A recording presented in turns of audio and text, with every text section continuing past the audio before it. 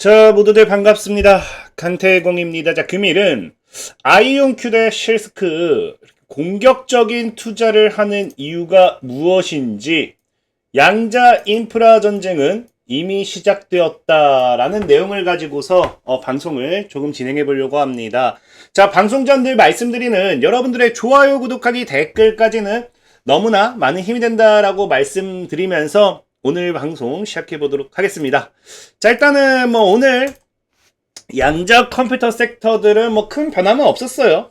사실 2% 빠졌다, 3% 올랐다 이런 거는 그냥 우리가 보합 구간이다 라고 이야기를 할 수 있는데 자, 그래서 보면은 이 현재 차트상으로 봤을 때도 사실 양자 관련 섹터들이 크게 문제되는 건 없습니다.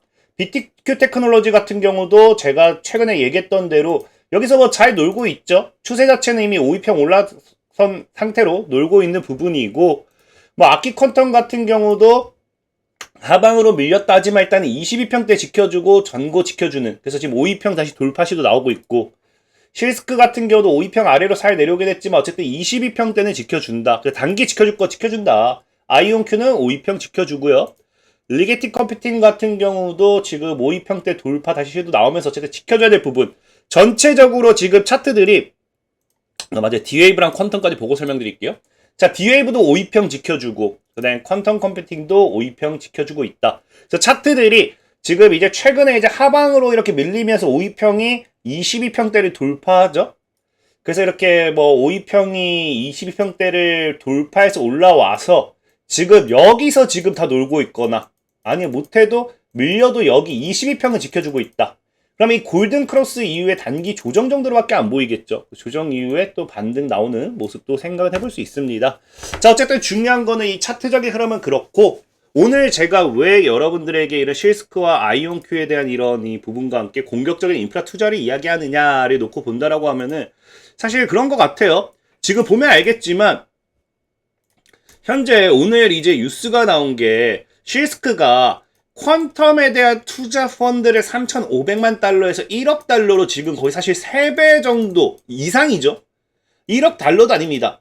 1억 달러 이상입니다. 그래서 지금 보면 이 굉장히 순간 3배에 달하는 자금을 쏟아붓는다는 거는 공격적인, 엄청난 공격적인 투자라고 보셔야 돼요. 그래서 지금 유럽의 기술 주권을 추진하고 완전한 양자 안전 디지털 생태계 확산을 가속화하며 유럽 주권 양자 컴퓨터 개발에 기여하고 인프라 연결하는 양자 쭉쭉 해서 한마디로 여기서 나오는 게 유럽 내에서 지금 기반을 잡겠다. 기술 주권을 지금 가져오겠다라는 거거든요. 그러기 위해서 갑작스럽게 이 3배를 투자한다라는 건데, 이게 중요한 게 뭐냐고 하면은 지금 제가 최근 방송했던 걸 다 들으신 분들은 이거 좀 뭔가 그렇다라는 느낄 거예요. 뭐가 이제 뭘 느끼냐고 하면은 이 타이밍이란 타이밍. 이게 물론 이 100% 제가 얘기한 게 아닐 수도 있어요. 근데 합리적인 의심이라고도 할 수 있는 게 뭐냐고 하면은 이 타이밍이 진짜 너무 절묘하네라고 생각되는 게 뭐냐. 자, 보면 알겠지만 어제 같은 경우는 제가 또 뭐라 했어요. 아이온큐가 슬로바키아 최초의 국가 양자통신 네트워크와 함께 유럽 내 또 확장한다라고 했죠. 그래서 인프라를 강화하겠다라는 뉴스 기사가 나왔다라고 분명히 말씀을 드렸죠. 근데 제가 이것 역시도 뭐라 했습니까? 갑작스레 물론 아이온큐가 이거를 미리 계획하고 있었을 수 있지만 지금 이 직전 타이밍에 어떤 보도자료가 나왔다? 이제 유럽이 뭐 한다고요? 유럽이 이제 순간이동을 처음으로 이제 양자 간의 양자점을 활용한 순간이동을 처음으로 초기에 증명을 하면서 유럽 내 지금 양자 컴퓨터 시장도 급격하게 커지고 있다는 겁니다. 그래서 지금 이것 역시도 이 기술 자초가 뭐라고 했습니까? 분명히 독자적인 기술이기 때문에 그 누구도 해결하지 못한 기술을 세계 최초로 증명했기 때문에 이제는 뭐다? 미국과 중국 외로 유럽이라는 하나의 또 양자 생태계가 들어온 거라고 분명히 말씀을 드렸죠. 그래서 양자 네트워크 확장 속도가 이 유럽 시장이 엄청나게 활성화될 수밖에 없는 하나의 탄력, 시발점이라고 분명히 말씀을 드렸고, 그게 과거에 사실 유럽 같은 경우는 이게 갑작스러운 것도 아니고 과거부터 유럽 양자 기술을 선언하면서 양자에 대한 이 패권 전쟁을 뛰어든다라는 이야기를 했었어요. 근데 그렇다 할 만큼 사실 미국과 중국을 뭐 견제한다라든지 얘네들보다 더 큰 뭐 유럽 내 양자 시장에 대한 기대를 할 수 있다든지 뭐 그렇다 할 만한 사실 그런 건 없었죠. 그러다 보니까 최근에도 이제 얘기했던 게 유럽은 그냥 거의 뭐 돈으로 찍어 누르는 느낌 마냥 뭐 사실 모든 나라가 돈으로 찍어 누르긴 하죠. 투자금을 더 많이 쓸수록 더 연구개발 비용이 더 확대될수록 더 빠르게 가속화된 건 맞으니까. 그래서 뭐 선두주자를 만들기 위한 전략 발표로 뭐 얼마를 사용할 거고 뭐를 초과할 거고 뭐 돈도 뭐 초과할 거고 계속해서 꾸준하게 어떻게 할 건지 이런 이 발표를 했다라고 분명히 말씀을 드렸죠. 자, 그러면서 최근에 뭐 했다고요? 세계 최초, 결국에는 세계 최초라는 타이틀을 달고 아무도 성공하지 못했던 하나의 독자적인 세계 최초 기술 이를 가지고 오면서 유럽 내 양자 네트워크 시장이 또 하나의 획을 그으면서 미국과 중국과 여기 그 다음 뭐다? 유럽이라는 또 하나의 결국에 상강구도를 완성시키는 게 아닌가 좀 생각을 해봐야 돼요. 그러니까 이런 뉴스가 나오면서 아이온큐 같은 경우는 유럽으로서 또 추가 확장 이야기가 나왔다는 거죠. 물론 아이온큐를 잘 아시는 분들은 이게 아니어도 사실상 지금까지도 보면은 10월 21일 같은 경우도 이제 이탈리아 쪽으로 해가지고 양자기술 국가전력과 협업한다라고 하면서 유럽 국가 내 이제 진출하는 모습도 보여주고 있었고요. 그 다음에 이제 뭐 또 스위스 컨소시엄이 제네바에서 추천해 것이 뭐 쭉쭉쭉 개설했다 나오죠. 물론 스위스가 유럽은 맞지만 유럽 연합에 가입은 하지 않은 상태긴 해요. 가입하지 않은 상태긴 하지만 일단은 뭐 스위스 자체도 그 연구라든지 과학 분야에서는 유럽 연합과 굉장히 긴밀하게 협력하고 있기도 하고 사실 유럽 연합이 유럽 내 양자 네트워크를 전체적으로 구축하는 거지 뭐 우리 스위스 너는 뭐 우리 연합 아니니까 뺏고 할 것도 아니고 어쨌든 뭐 아이온큐가 기존에 뭐 이렇게 유럽 연합 쪽으로 유럽 쪽으로서 지금 계속해서 확장하고 있던 시스템은 맞아요. 다만 그렇기 때문에 사실상 이번에 아이온큐 같은 경우는 100% 뭐다. 지금 이번 유럽의 이런 독자 기술 발표에 영향을 받고 이거를 확장하는 거다라고 하면 조금은 억지입니다. 조금은 억지고 다만 이 모멘텀이라고 하죠. 양자 컴퓨터 유럽의 이 독자 기술 발표가 어느 정도 발표 타이밍이라든지 이런 거에 영향을 줬을 거라고 생각은 해요. 영향을 줬을 거라고. 근데 중요한 건 아이온큐는 그렇다 생각하지만 이 실스크는 아이온큐의 영향을 100% 받았다라고 할 수밖에 없는 게 진짜 계속해서 아이온큐가 이렇게 확장해버리니까 갑자기 뭐합니까? 바로 이제 다음날 마치 막 반박 기사 마냥 이 얘네가 지금 보면은 원래도 이제 3,500만 달러를 7월 7일에 하겠다 했거든요. 그러니까 이게 뭐 한 1년 해보고도 아니에요. 몇 년 해보고도 아니고 고작 해봐야 이제 한 5개월 지났습니다. 아직도 이거 진행 중일 거예요.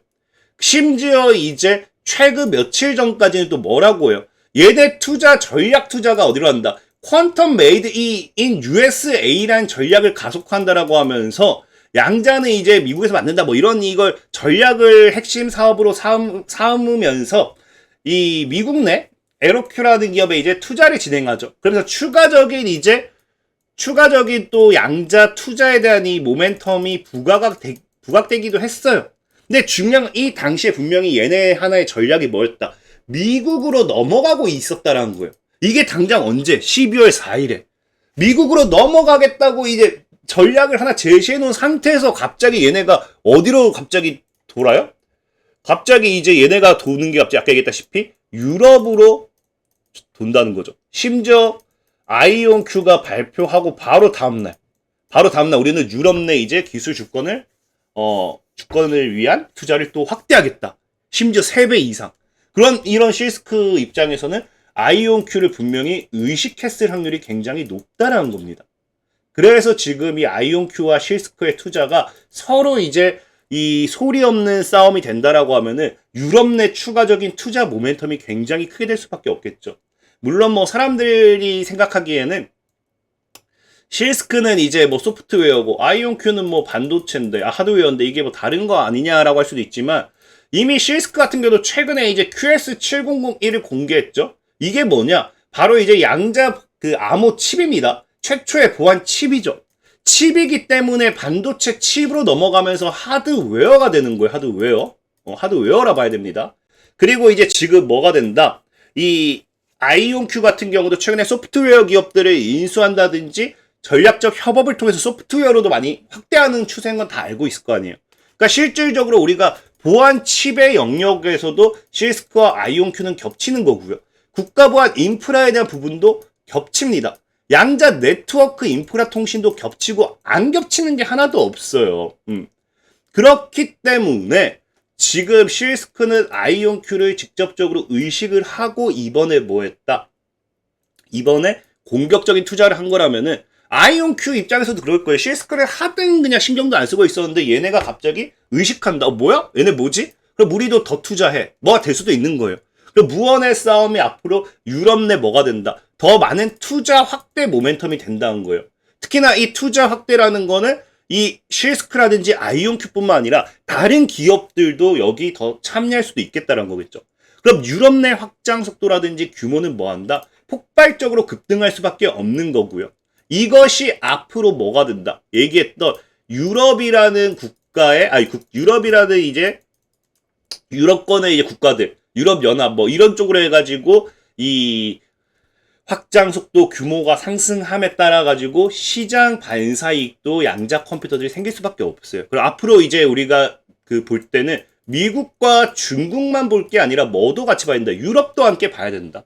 그래서 유럽 내 시장 반사 이익과 함께 양자 컴퓨터에 대한 인프라 투자 속도들을 앞으로 상용화라든지 이런 것들을 더 가속화시킬 거기 때문에 긍정적인 측면을 생각해요. 그래서 양자 인프라에 대한 이런 지금 벌써 확장, 투자 이런 것들이 공격적으로 나오는 이 시점이 양자는 양자 컴퓨터 생태계, 양자 컴퓨터의 상용화는 벌써 코앞까지, 눈앞까지 왔다라고 보는 게 맞다라고 좀 말씀드리면서 오늘 방송 마무리하도록 하겠습니다. 자, 지금까지 강태공이었고요. 여러분들 좋아요, 구독하기, 댓글까지 너무나 많은 힘이 된다 말씀드리면서 자, 모두들 안녕.